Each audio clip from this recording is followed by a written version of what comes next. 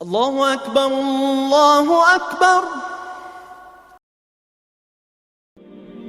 تو اس کائنات کے اندر میں اور آپ بغیر وجہ کے ہیں، تو قرآن اس کو کیسے بیان کرتا ہے؟ تو قرآن کہتا ہے افحسبتم انما خلقناکم عبثا وانکم الینا لا ترجعون۔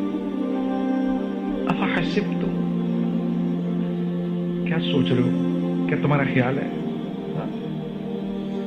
تم ایسے ہی پیدا کیے گئے ہو؟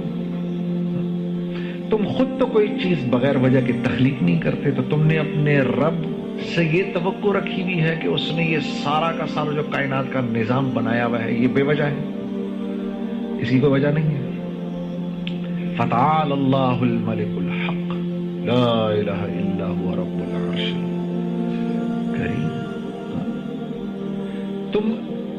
تم اس سے تمہیں یہ لگتا ہے کہ یہ تم بغیر وجہ کے بیٹھے ہو یہاں پر، ایسے پیدا کر دیا گیا بغیر وجہ کے۔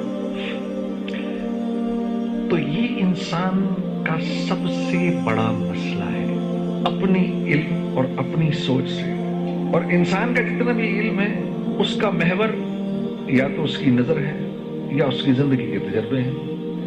وہ یہ اوپر تک دیکھ سکتا ہے، اس کے آگے اس کو کچھ نہیں پتا کیا ہے، یہ اس کی زندگی کے تجربے ہیں تو اس نے سوچ رکھے۔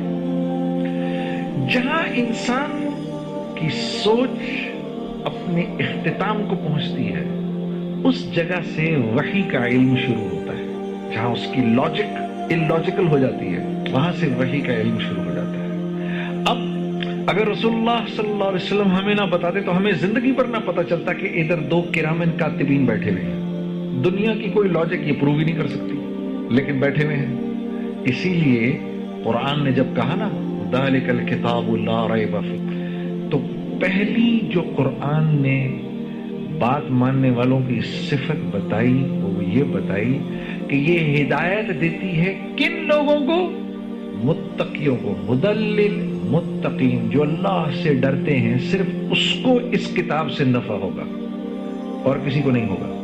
جو اللہ سے ڈر رہا ہے اللہ اس کتاب کے ذریعے اس کو صراط مستقیم پر چلائے گا، ہر ایک نہیں چل سکے گا۔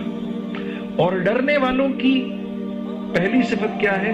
الذین یؤمنون بالغیب، یہ غیب کی باتوں پر ایمان لاتے ہیں، جن باتوں کو انہوں نے دیکھا نہیں ہوتا، غیب کی باتیں پر ایمان لاتے ہیں۔ یہ غیب کی باتیں ہمیں کس نے بتائیں؟ رسول اللہ صلی اللہ علیہ وسلم۔ انہوں نے بتایا ادھر کرامین کاتبین بیٹھے ہوئے ہیں، مجھے تو نظر ہی نہیں آ رہا۔ انہوں نے مجھے بتایا ہے کہ وفی السماء، مجھے ان کے ذریعے پتا چلا قرآن کہہ رہا ہے وفی السماء رزقکم وما توعدون، میرے بندو تم سے جس رزق کا وعدہ کیا گیا ہے وہ رزق دنیا میں نہیں ہے، دنیا سے اس کا کوئی تعلق نہیں، وہ آسمانوں سے آ رہا ہے۔ وفی السماء رزقکم وما توعدون، تم سے جس رزق کا اللہ فرما رہے میں نے وعدہ کیا ہے اس کا تعلق زمین، پتھر، سونا، چاندی، زراعت، کاشتکاری، سورج، چاند، ستاروں، پہاڑوں سے نہیں ہے، بلکہ یہ ہم آسمانوں سے اتارتے ہیں تمہارے لیے۔ لیکن مجھے تو سب کچھ یہاں سے ہوتا ہوا نظر آ رہا ہے۔ مجھے تو یہ نظر آ رہا ہے کہ میری پیسے ہیں تو میرے کام بنیں گے، پیسے نہیں ہیں تو میرے کام نہیں بنیں گے۔ مجھے تو یہ نظر آ رہا ہے کہ میری یہ نوکری گئی تو میں تو تباہ و برباد ہو جاؤں گا، یہ نوکری میں چلتا رہوں گا تو ٹھیک چلتا رہوں گا، میری زندگی بنی رہے گی۔ مجھے تو یہ نظر آ رہا ہے نا، یہ ساری چیزیں مجھے نظر آ رہی ہیں، اس لیے میری زندگی کا ایک ایک لمحہ ان کے گرد گھوم رہا ہے، چیزوں کے گرد گھوم رہا ہے، اسباب کے گرد گھوم رہا ہے، حالانکہ یہ صرف اور صرف پیالے ہیں جن میں رزق ڈالا جاتا ہے۔ تو دراصل میں پیالے کی خدمت میں لگا ہوا ہوں، جو اس میں رزق ڈال رہا ہے اس سے میرا کوئی تعلق نہیں۔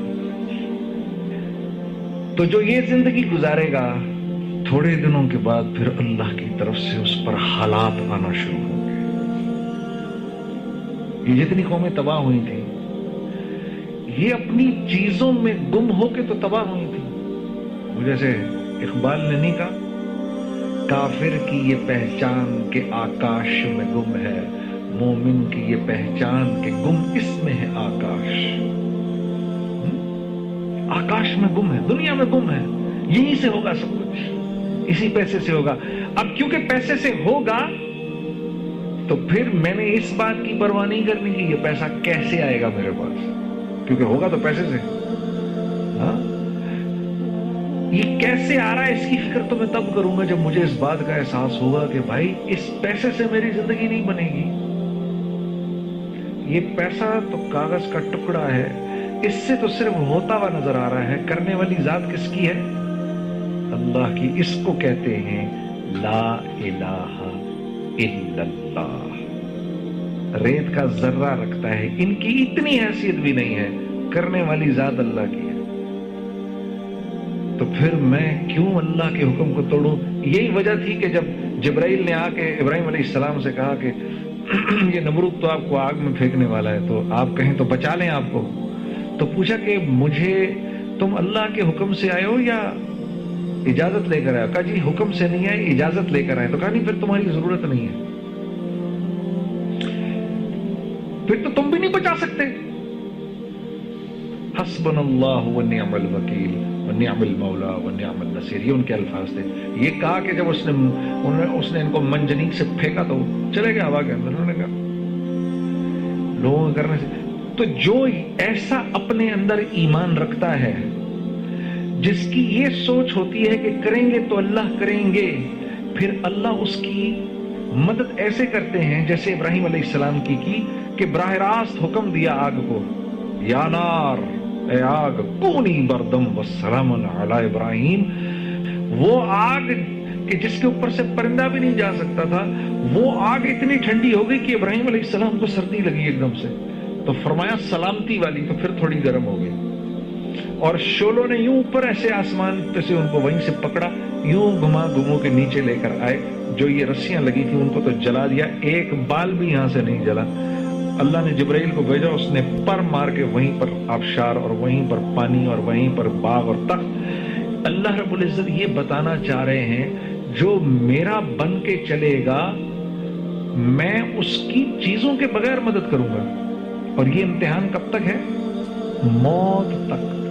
मौत तक, मौत तक अल्लाह के हर गैर की नफी करनी है। नहीं इनसे नहीं होगा, ये नहीं, इससे कुछ नहीं होगा, करेंगे तो अल्लाह करेंगे। ये 100 तलवारें इसमें अल्लाह मुझे निकाल के ले जाएगा, ये नहीं कर सकती। ये तब मारेंगी जब अल्लाह का हुक्म होगा, वरना ये नहीं कुछ कर सकती।